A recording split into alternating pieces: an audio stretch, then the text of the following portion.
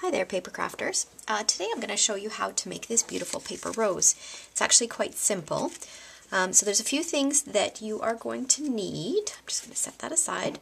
You'll need the ornament punch, which is available through Stampin' Up. You will need a piece of our sticky pages. These come 12 by 12. You just need a piece big enough to cut out a little circle, and I'll show you how to do that in a minute. You will need one sheet of 8.5 by 11 cardstock. I'm using Daffodil Delight. You will need an ink pad for sponging around the edges. I'm using Pumpkin Pie, and then a matching sponge. You will need a bone folder and also a stylus or something that's narrow that you can wrap around. And then you'll need the Circles number 2 die. Now this has 4 circles on it. We want to use the second smallest circle and your Big Shot machine. What you're going to do is you're going to take a piece of the sticky pages and run it through the Big Shot and cut out that second smallest circle, so you end up with this piece. Okay? Alright, so I've already done that for us. Now the first thing that you want to do is take your 8.5 by 11 cardstock, and you're going to use your ornament punch, and you're going to punch out as many ornaments as you can, ornament shapes that you could fit on here. You should get about 24, and it just depends on how tightly you position your petals as to whether or not you'll use them all. I find I don't use quite all of them. Okay, once you've punched out all of those, you want to sponge around the edges.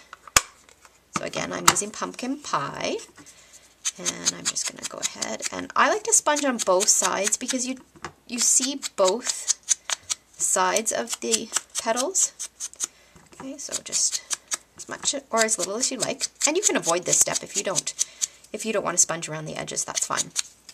Okay, so you want to do that to all of your petals. Then what you will do, you'll take about 4, maybe even 8 of them, and just take your bone folder and curl them just a little bit. Okay, so they end up about like that.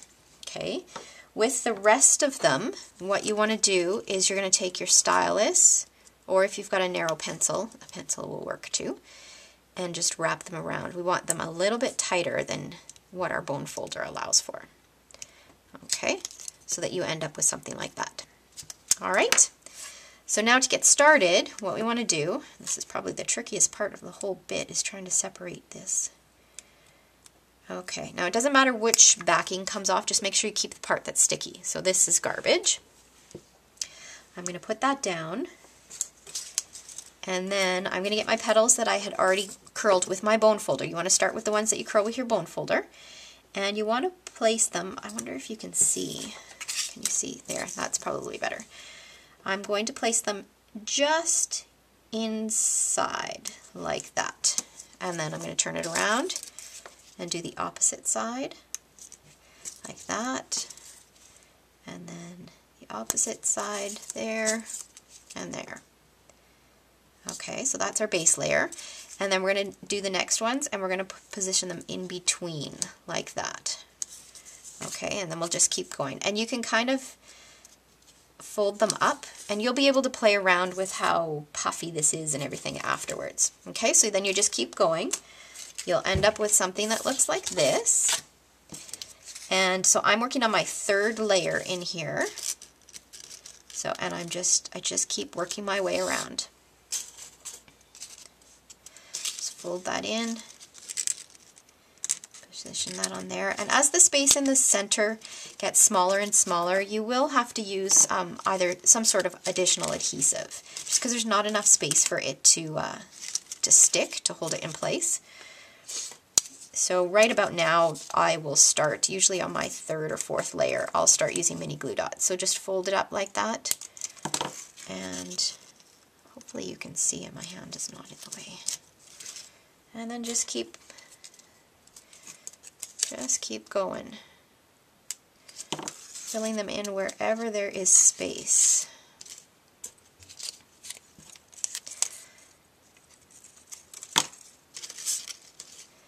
These are gorgeous to add onto a card or even to a gift bag.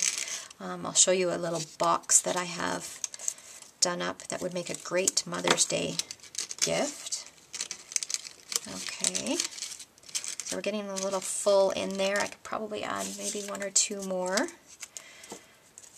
Okay, stick this one in there. And as you get closer and closer to the center, you'll just have to kind of fold them like that and pop it in. Okay, I'm going to take 1 more and fold it really tight. Okay, there we go. And I'm going to put that right in the center,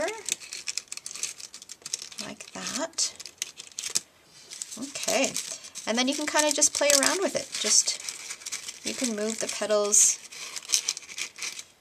position them just like you want it. Isn't that beautiful? And it was so quick and easy. I mean, it takes a little bit of time to punch out the shapes and then to sponge around the edges. But once that's done, it comes together really, really quickly. Okay. I have another one here that I did, and this one, what you can do is, look at that, and it looks like a little rosebud. All you'd need to do is put some little glue dots on there, and you could even do it like a little bouquet. Wouldn't that be fabulous? That would be absolutely gorgeous. All right, and then here is another one that's done. This one was done with vanilla cardstock and then sponged around the edges using rich raspberry. And then what I did after the flower was assembled, I ran along the tips with my 2-way glue pen and then sprinkled some Dazzling Diamonds glitter on it. And it's so beautiful in person. I'm not sure how it's turning out on the video, but it's gorgeous. So this is the front of the box. I just added a little bit of ribbon, and if we take that off, you can add some photos. So this is just a little photo box. Wouldn't that make a great Mother's Day gift? All right, so I hope you enjoyed that. If you are looking for more paper crafting inspiration, just visit my blog at www.stampedtreasures.com. Thanks for watching.